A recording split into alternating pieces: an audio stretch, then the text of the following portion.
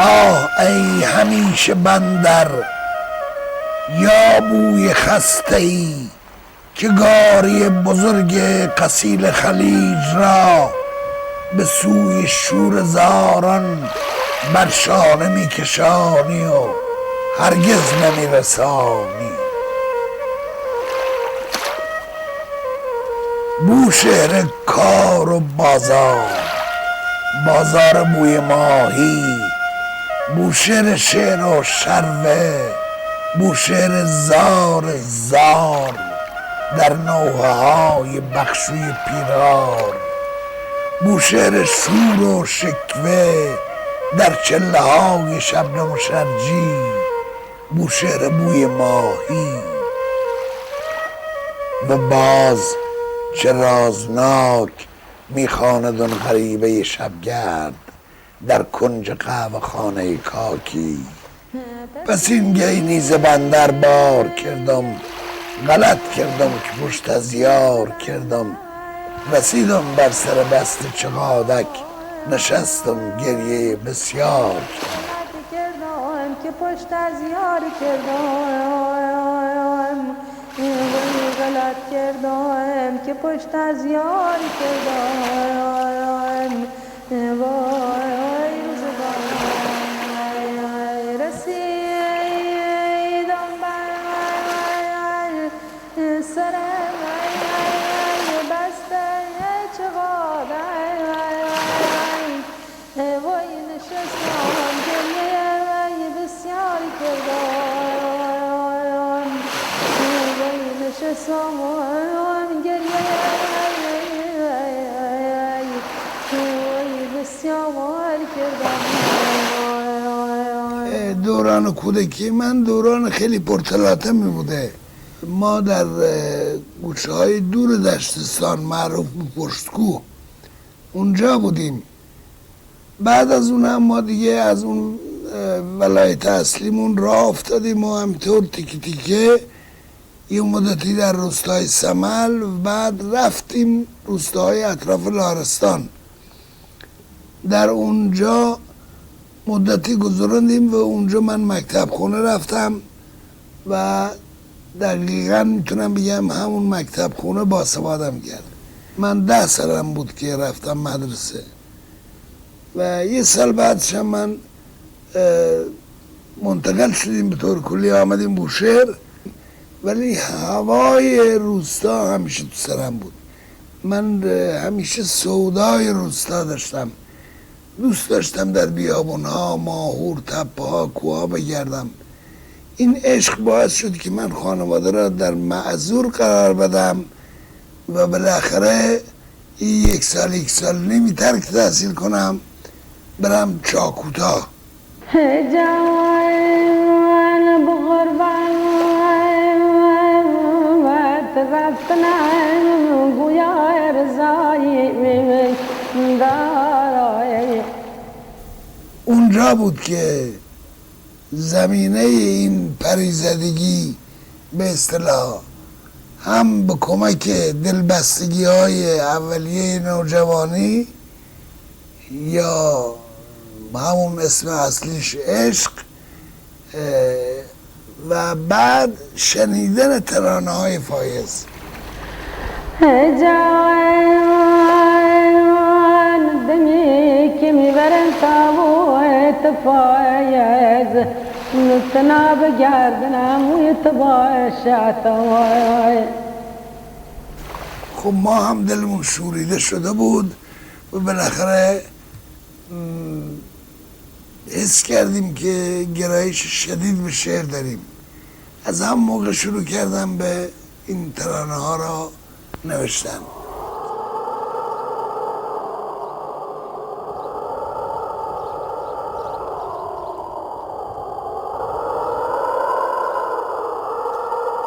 بله، این پری و پریزدگی و بعضی این ویژگی های دوران نوجوانی و کودکی، اینها یه مقدارش مربوط به قول معروف همون قصه های مادر و قصه های بزرگترها هست که میدونید در همه جای ایران مرسوم بوده، به خصوص در دشتستان. اما یه ریشه دیگری از این واژه پری یا پریزدگی از شعرهای فایز دشتستانی. من یادم میاد کودک زبر زرنگی بودم، با بچه های ده میرفتیم این بره هامون رو میبردیم حاشیه ماهورا میشدندیم.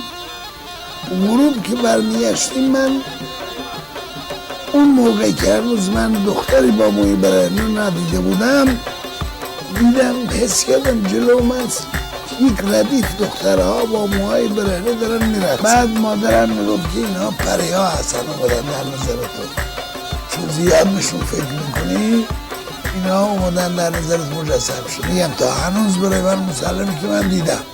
حالا هر کس میگه نه خیال بوده یا اوهام بوده، ولی برای خود من واقعیت داشت. این ماجرای اون پریدیدگی و در نتیجه پریزدگی هست.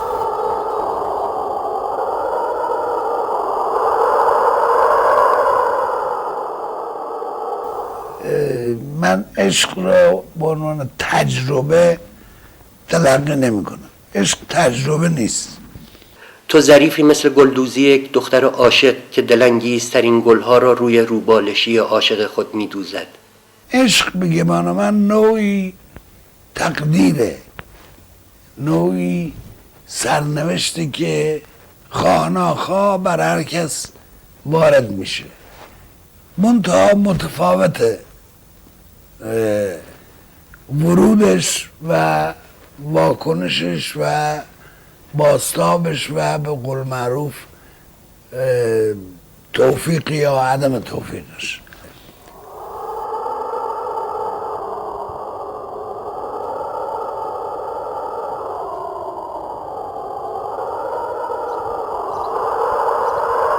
این فضای درونی من همیشه منتظر طلوع یک ستاره ای در خودش بوده. یعنی واقعا مثلا در سن 14 سالگی من میتونم بگم که این محبت نصیبم شده که شدیداً شیفته شدم. عزیزم تمنایی که دارد یار فایز، به چشم من قدم مشکل گذاره. ولی این شیفتگی به هیچ وجه جنبه هوسناکانه یا تجربه جنسی یا تجربه آنچنانی نبوده برای من. یک حالت و یک دیگرگونی درونی، یک استحاله درونی از روحی بوده که من وادار به ترنم کرد. تو مثل لاله پیش از طلوع دامنه ها که سر به صخره گذارد غریبی و پاکی، تو راز وحشت طوفان به سینه میفشرد. تو راز وحشت طوفان به سینه میفشرد. عجب سعادت غمناکی. و این خیلی وسیعه.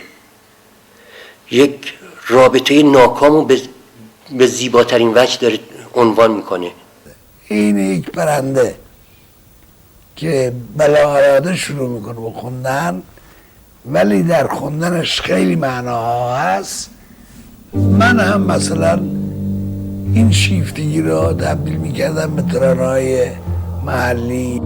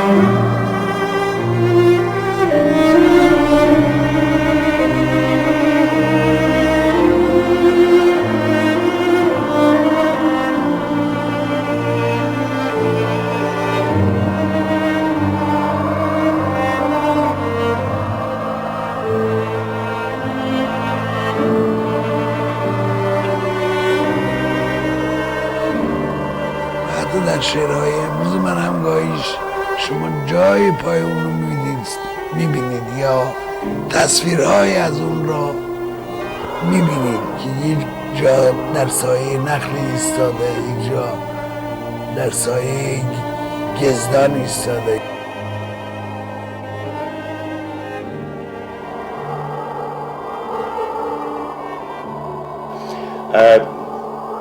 هست، هنوز هم هست. هستش هنوز، چون اولین انگیزه بوده نمیره از وجود انسان به اصطلاح.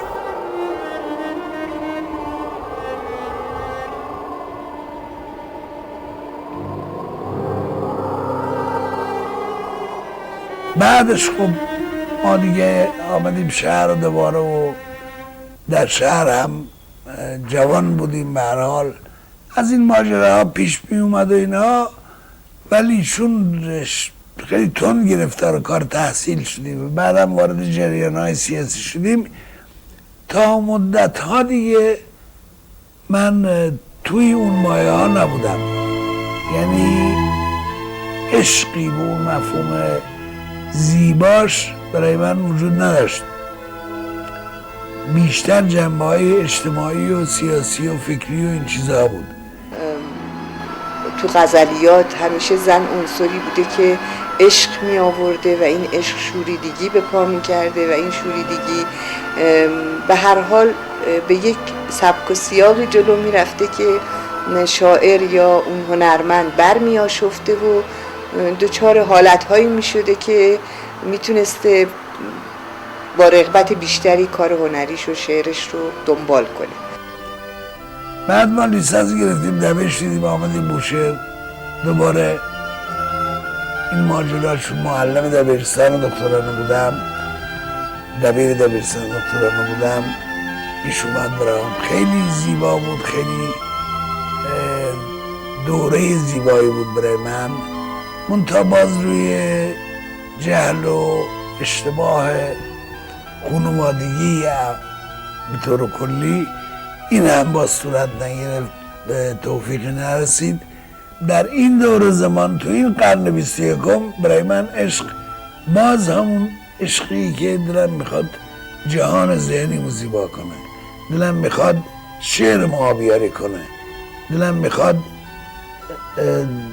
به اصطلاح وجودم و ذهنم و زنده نگه داره. باز هم ما میبینیم که زن در شعر آتشی زنی است که با حضور عاشقانش، با حضور بی‌پرواش یا با حضور رویاگونش تخیل شاعر رو برمی‌انگیزه برای گفتن یک شعر عاشقانه زیبا.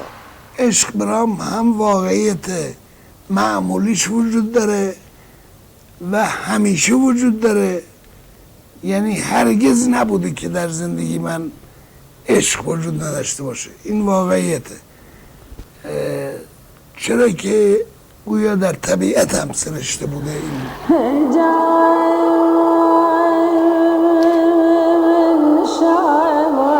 قسمت متیار باشیم عزیزم، خدا و بعد روحاً من نوعی نسبت به عشق مال خولیا پیدا کردم.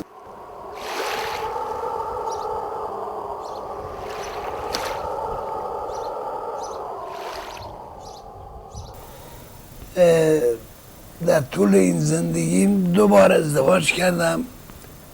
یه بود که مثلا ازدواج بعدی ازدواج مصلحتی بود که طبعا اونم در شکستن رمید. دیدم نمیشه، یعنی انگار تو شانس ما ننوشتن ازدواج و نمیدونم زندگی اونچنانی. انسان کنار دریا شکل الهیست، عریان و خیس و تاریک، که روی تخت سنگ سیاهی 2 زانو نشسته و آبهای دور جهان را می پاید، بی آن که انتظار آمدن هیچ کس گیسوی خیس و شفافش را به اهتزاز درآرد. آتشی در جایی میگه من هرگز هیاهو برانگیز نبودم، نه دوباره متولد شدم و نه به عرفان مطلق خاک روی آوردم. یک بار متولد شدم، سریع راهم را کوبیدم و ساده و بیریا وجود زمختم را اعلام کردم. نه عاشق بودم تا شعرهای سوزناک بسرایم و جوانها را خوش آید، نه سیاسی بودم تا در زمره نجات دهندگان طبقه کارگر علمم کنم. بر همین مبنا، یعنی بر مبنای گفتار آتشی، بر مبنای پاری از رفتارهای اجتماعی آتشی، من فکر میکنم که این شاعر یعنی آتشی برای خودش موقعیتی فراهم میکنه، چه در نوشتار و چه در رفتار، که مورد تایید و علاقه طیف‌های مختلف و جناح‌های گوناگون جامعه قرار بگیره. منوچهر آتشی به یکی از خوش اقبال‌ترین نسل‌های شعری ایران در تمام تاریخ ادبیات ایران تعلق داره. در واقع اون نسلی که بگیم از بعد از نیما، از شاملو و اخوان و فروغ و سپهری اینا شروع میشه و منوچهر آتشی هم بعداً جز این نسل به حساب میاد. این شانس رو داشتن که در یک دوره اوج شعر فارسی کارشون رو شروع کردن. نسل ما، یا در واقع نسلی که بالای 70 سن داره، 70 سال سن داره، میشه گفت در یک گرهگاه خاص تاریخی به وجود اومد. یعنی بلوغ ما در یک گرهگاه خاص تاریخی بود. یکی از بسیار ویژگی‌های شاعران بزرگ این دوره این بوده که در واقع در یکی از دوره‌های پرتلاطم تاریخی زندگی می‌کردن و شعرشون تونسته مسائل و موضوعات زمانه خودشون رو و موضوعاتی که مردم و جامعه باشون درگیر بوده اونو در شعرشون بازتاب بدن. به هر آتشی علیرغم تفاوت سن به دهه 40 به نسل دهه 40 تعلق داره، گرچه یک کمی قبل از اون در واقع نام و آثارش در مطبوعات تهران پیدا شد. اما نسلی که 4-5 سال پیش، 5-6 سال پیش از این مسئله بلوغش رو گذرانده بود و دیدگاه خودش رو پیدا کرده بود، یعنی نسل ما، دیگه نتونست آرام بشینه، چون شناختی که از جهان پیدا کرده بود دیگه فراموش شدنی نبود. هم شاعر خودش رو در منطقه‌ای میدید که باید به این سوالها جواب بده، باید جوابگوی دل ملت خودش باشه، سکوت ملت خودش باشه. فکر میکنم گرانقدرترین دوره ادبیات و همون دوره‌ای بود که اینها را انداختن. و چون اینها در همون حال آغاز تجدد واقعی هم از نظر ادبی به اصطلاح در بسترش افتاده بودن، با ادبیات جهانی هم آشنا شده بودن. به نظر من در شعر آتشی و شاعران هم نسل و شاعران در واقع با فاصله سنی کم پیش از او مثل اخوان، مثل فروغ، مثل شاملو این اتفاق افتاده. یعنی با یک مرور در واقع سطحی با شعر این شاعران ما میتونیم به یک ارزیابی از وضعیت تاریخی ایران در یک دوره مشخص برسیم. حافظشون نسبت به شعر قوی بود، هم شعر جهانی رو خونده بودن، هم جنبش‌های اجتماعی بهشون الهام میداد و هم خواست مردم. منوچهر توی تمام کارهای شعریش واقعا خط خودش رو دنبال کرد و نه غلطید به این طرف، نه به چپ غلطید، نه به راست. ولی چیزی که بود، چیزی که تو همه اینا رو دور هم جمع کرده بود، همین بهانه شعر بود. این بهانه شعر، این تلاش اینها برای بارور کردن این زبان بود که اون دوره رو برامون طلایی کرد. به ویژه این که مثلا این شاعران شعر رو در حد شعارهای سیاسی که در اون دوره وجود داشته تقلیل ندادن. چون اون چیزی که این بود یک زبانی، هر کدومشون دنبال یک زبانی بودن و دور هم جمع شده بودن برای گفتن، برای پیدا کردن، برای بیان افکارشون با اون زبان خاص خودشون، ضمن اینکه زبان تنها چیز مشترکشون شعر بود. شعر آتشی و شعر شاملو در این وجه جز شعرهایی بود که از یک زیبایی شناسی برخوردار بود. به این صورت به هر حال نسل ما صدای بلند اون دوران شد. خیلی راحت میگه من رهنورد کوه غروبم به باغ صبح، پای حصار نیلی شبها دویدم، از لاشه های گند هوسها مستان سرشکسته در راه مانده را با ضربه های سیلی سرزنش هوشیار کردم، تا بشکنم سکوت گرانخواب قلعه ها و آگه شوم ز قصه سردابه های راز، زنجیرهای وحشی پرسش را چون بردگان وحشی از خواب بیدار کردم.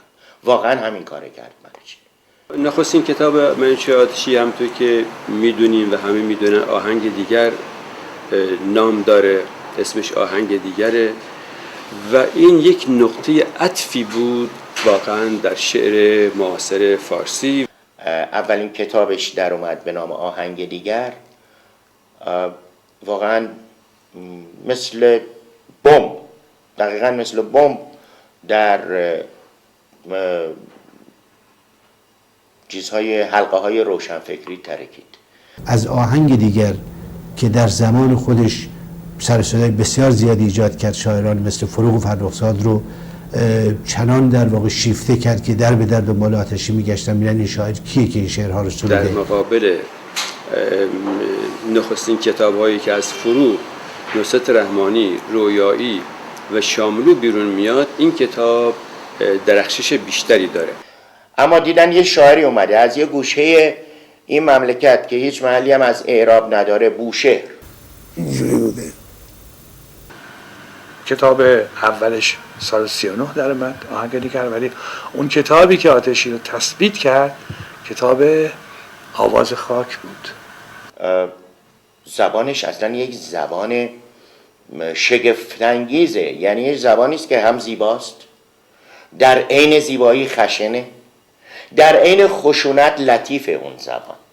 و یکی از زیباترین کارها، یکی از ماندنی ترین کارهایی که منوچهر نوشته بود توی اون آهنگ دیگر، اون خنجرها اسب سفید وحشی بر آخر ایستاده گران سر، اندیشناک سینه مفلوک دشت هاست، اندوهناک قلعه خورشید سوخته است، با سر غرورش اما دل با دریغ ریش، عطر قصیل تازه نمیگیردش به خویش. اسب سفید وحشی سیلاب دره ها، بسیار از فراز که غلطیده با نشیب، رمداد و پرشکوه گوزنان، بسیار با نشیب که بگسسته از فراز، تارند و پرغرور پلنگان. خورشید بارها به گذرگاه گرم خویش، از اوج قله بر کپل او غروب کرد. آتشی در واقع با شعر خودش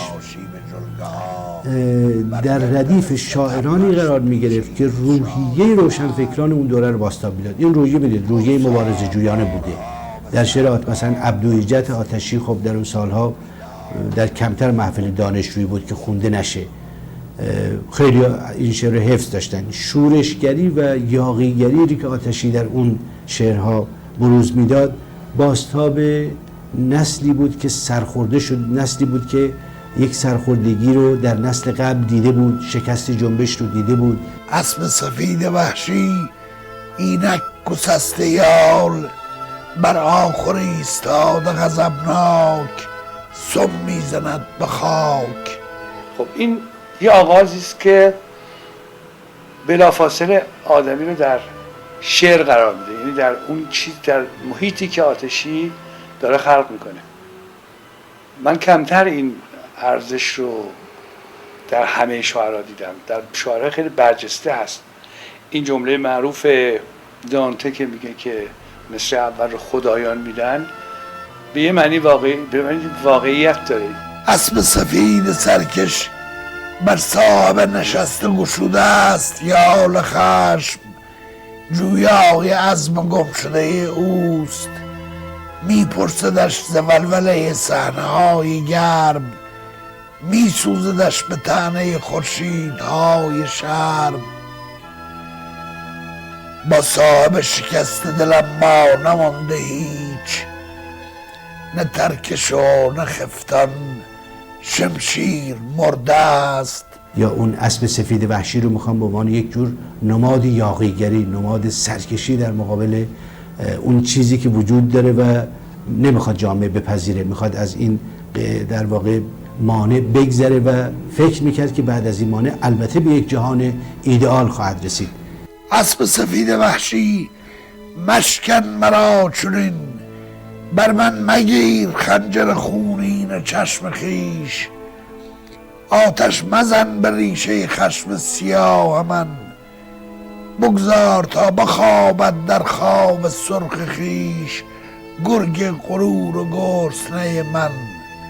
ما از اون معنی گذشتیم، به جهان ایدئال نرسیدیم، ولی ارزش اون شاعران سر جای اسب سفید وحشی من با چگونه عزمی پرخاشگر شوم، من با کدام مرد درآیم میان گرد، من بر کدام تیغ سپر سایبان کنم، من در کدام میدان جولان دهم تو را. در بهترین شعر آتشی همیشه یک چیز غیر منتظره وجود داره. اسب سفید وحشی اما گسسته حال، اندیشناک قلعه مهتاب سوخته است. گنجشک‌های گرسنه از گرد آخرش پرواز کردند، یاد آن گسیختگی‌هاش در قلعه‌های سوخته رهباز کردند. همواره پایان‌بندی های شعر آتشی برای همه ما چیز بود، قابل پیش بینی نبود. حالا به آتشی که نگاه میکنیم میبینیم در ادامه این روند ناگهان موتاسیون های ذهنی اون درخشش های عجیب غریب میده که خیلی بیشتر تصور ماست که شعر رو شروع کردیم که این به کجا خواهد رسید. من آتشی شعرش به دو دوره نسبتاً متمایز تقسیم میکنم. ما در واقع ظاهراً دو تا آتشی داریم. یه آتشی که تا سالهای مثلا آواز خاک اینها همچنان در بسیار یک فضای پاستورال را تجربه میکرد که خوب به یک اوجی میرسه توی دو سه کتاب اول قبل از انقلابش و تثبیت میشه و زبان شاعری مشخصی پیدا میکنه. شاید آتشی جز معدود شعرای مهم ما باشه که پس از اینکه تثبیت شده در یک شکل و شهرت پیدا کرده و همه اونه به یک بیان خاص شناختن، رها میکنه و به یک شیوه کاملا متمایز و متفاوتی رو میاره و این خطر کردن تقریبا در بین هنرمندان ما خیلی کمیابه. اما ما میبینیم که از وصف گل سوری به بعد با یک شاعر دیگه روبرو میشیم که دیگه به مسئله زادگاه خودش، مسائل بومی، حتی مسائل داخلی کشور محدود نیست، بلکه به عنوان یک شاعر جهانی، به عنوان یک آدمی که به یک فضای کیهانی وابسته است و به یک ابدیتی در شعر فکر میکنه میرسیم، بدون اینکه نگاه کلیگرایی که به بیزمانی معطوف است اون از جزئیات زندگی خودش و مردمش در این عصر غافل بکنه. باز هم تلاش میکنم که زبان این روحیه را پیدا کنم، چون اصل زبان هست. آتشی تا حدود زیادی به توصیه‌های مدرن نیما عمل کرد و وفادار بود. میدونیم که یکی از توصیه‌های نیما گرایش به طبیعت و گرایش به زندگی، گرایش به طبیعت زبان، گرایش به طبیعی بودن امور و اصلا طبیعی بودن زبان بود. میگم که آتشی اولین شاعر جنوبی بود که واقعا بر عناصر طبیعت جنوب درنگ کرد، صحرا را بیشتر شناخت تا دریا و اینها رو به تبع در واقع کاری کرد که نیما در خصوص مسائل مربوط به سرزمین خودش و صفات خودش به کار برد. شعر فارسی که 1000 سال درگیر این بوده که جهان رو از طریق ذهن فقط بررسی بکنه و بشناسه، یا در واقع اصلا نمیخواست به توفیق اون چه که در بیرون وجود داره جهان عین نائل بشه و اعتبار فقط به اون چیزی بود که در ذهن وجود داشت، نیما داشت این رو عوض میکرد. اینی که ما میگیم نیما بزرگترین انقلابیه در عصر ما برای ایران بخصوص، چرا که ما انقلاب مشروطه شکست خورد، بقیه نهضت همون همه شکست خورد، اما شعر نیمایی با اون همه دشمنی، با اون همه کینه که به این انسان ورزیدن، راه خودش پیش برد. من حریفی نوتر از نوبهار شدم، کی غم شیرین خسرو بهار شدم. ای حریفان اون حریف من غم است، دم به دم آید سراغم این کم است. هر که او بر تن بریشم نو کند، آتشی هر صبح دم غم نو کند. جای تهنیت برآرید این ندا، بارک الله آفرین غم مرحبا.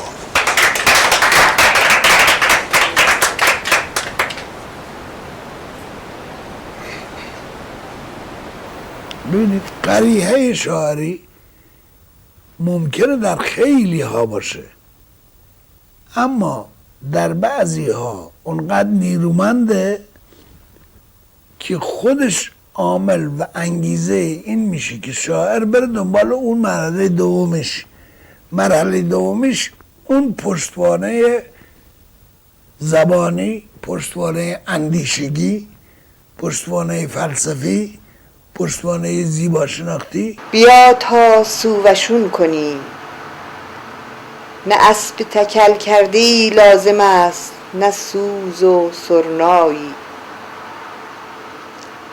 نه اسب تکل کردی لازم است و نه سور و سرنایی.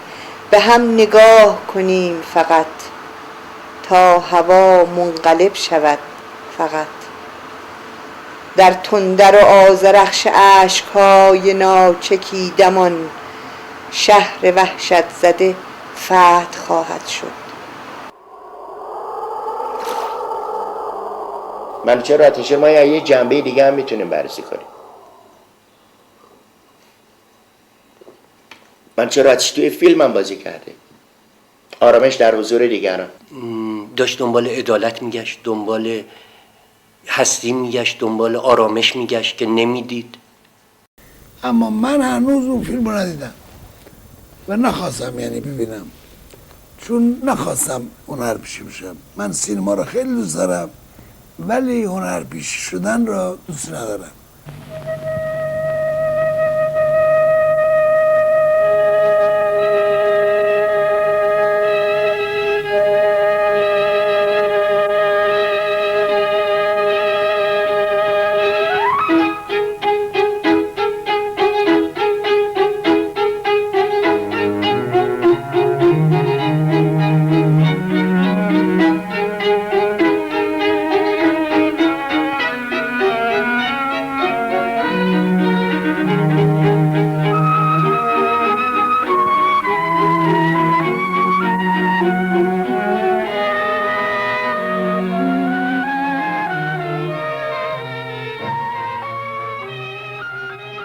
عرضم بزرگ در واقع من اصلا داوطلب بازی در هیچ فیلمی نبودم هیچ وقت و هیچ وقت هم دوست نداشتم آرتیست بشم. من در رودرواسی دوستی با آقای تقوایی موندم، چون هم دوست من بود، دوست خانوادگی بود، هم همشهری من بود و به یه نوعی هم با کلک ما را انداخت تو این کار. بهانه میارین؟ قرار شد بود که هر دو به یه تعبیری بازی آزاد بکنیم. پیش از اون قرار بود که محمود آزاد، میم آزاد معروف، نقش بازی کنه که اون نرسید به خاطر آشفتگی زندگیش و آتشی در واقع لحظه انتخاب شد و به اسم آتشی هم بازی کرد من البته به اسم یک شاعر نبودم، من به اسم یک پزشک عیاش چیز بودم. پس صحبت 15-20 سال پیشه. ماجراش هم این بود که ما قرار بود به جایی که بریم منزل مرحوم سیروستا باز فیلم بازی کنیم، قرار بود بریم از اونجا بریم کرج، مرحوم آل احمد را که فوت کرده بود داشتن می‌آوردن، ما بریم کرج جلوش. ولی بعد ماشین که ما را برد اونجا دیدیم با آقای تقوایی توی سالن بزرگی داشت در خونه قدیمیش مرحوم تاباز، تو اون سالن به صد فیلم را انداخته. من تا خبر هم نداشتم.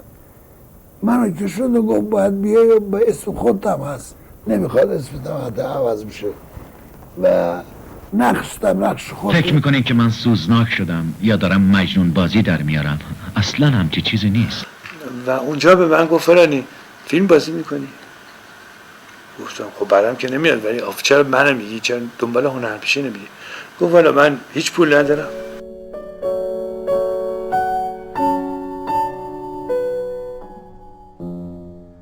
سایدی سناریو مجانی به من داده، سیروس تاباز خونهشو مجانی در اختیار من گذاشته، بچه ها همه مجانی بازی میکنن، تلویزیون هم شریک شده برای اینکه دوربین بده.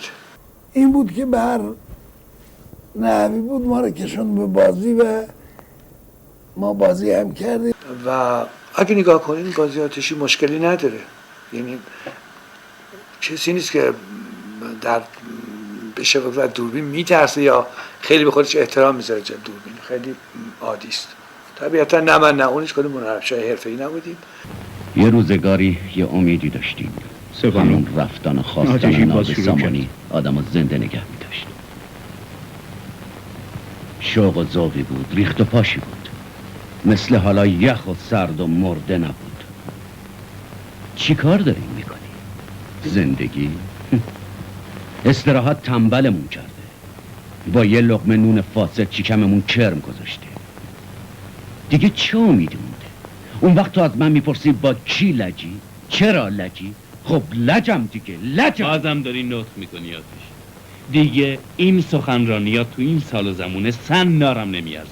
احساس شکستی که به طور عموم در روشنفکران اون دوره جریان داره و بعد طغیان‌ها، سرکشی‌ها، بعد رفته در دهه 40 اواخر دهه 40 ورود پدیده‌های جدید زندگی بورژوایی. تو فرق من و خودتو خوب میدونی.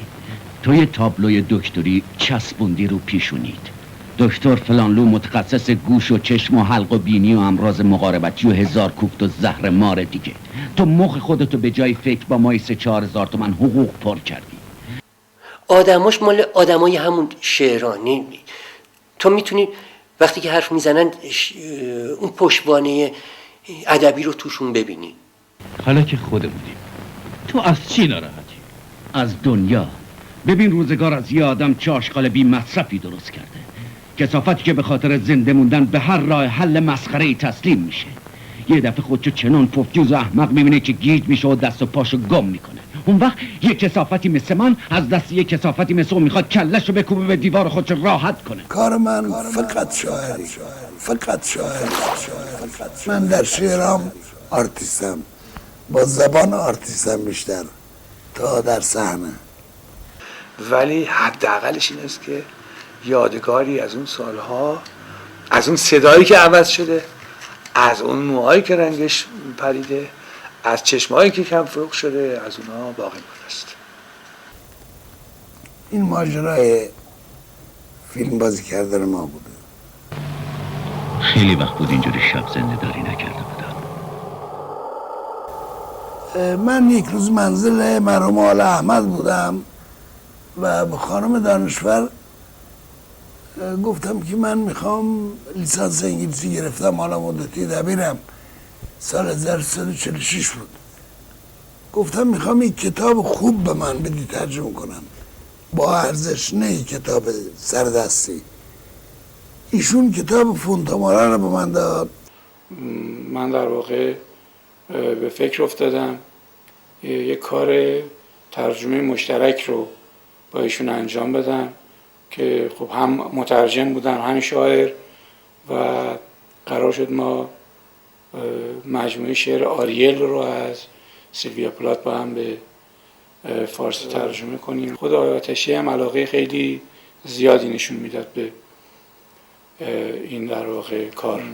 البته کار تمام شد و من تحویل آقای آتشی دادم، ولی به هر شکل عمر ایشون کفاف نداد که این کار به پایان برسه. و بعدش هم با ناشرم دو تا قرار داریم که یه گزینه جدا در بیارن، یه کتاب عاشقانه ها جدا در بیاد و بعدش کلیات و ختم. اسب سفید وحشی، اون تیغ‌های میوه‌شان قلب‌های گرم، دیگر نراست خواهد از آستین من.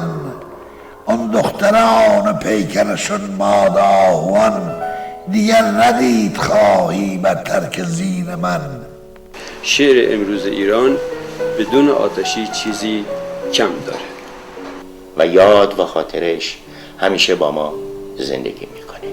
من نمیدونم، عادت ندارم گریه کنم برای کسی که از بین ما رفته. من حتی برای بابامم گریه نکردم وقتی مرد. فقط میگم که با امید دیدار من چه